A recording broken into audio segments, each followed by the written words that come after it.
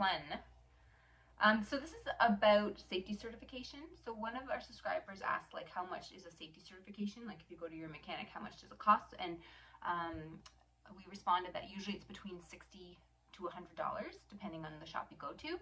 And then the response was, which is a very good question. So if a dealer charges around between $60 and $100 for a safety, then why do most dealers put a huge price for safety certification, right?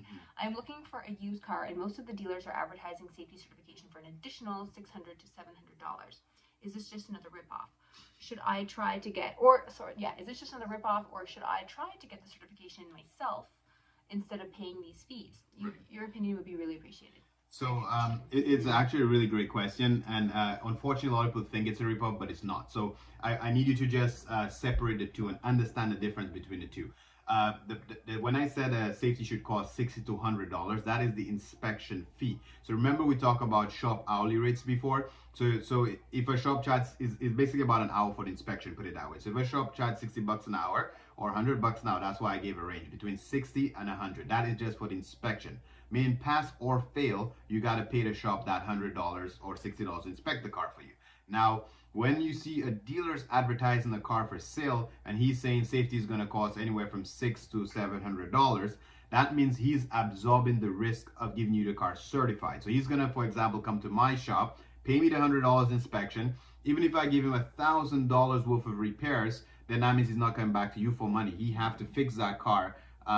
So in this case, he's the one losing because he charged you $600 for the safety, but he's paying my shop $1,000 to get the car certified. On the flip side, if he were to come to the shop and he only needed to do a brake and rotor and spend $300, even if he charges $700, then that means he's winning because he saved some money. So the $700 certification fee that they're charging is just to make sure the car is certified.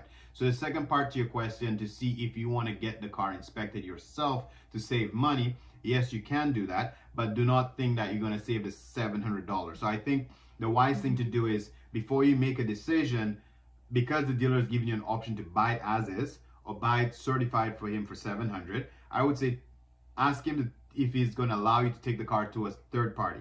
Take the car to a shop, get it inspected. Normally, if the car gets inspected, the shop will give you an estimate.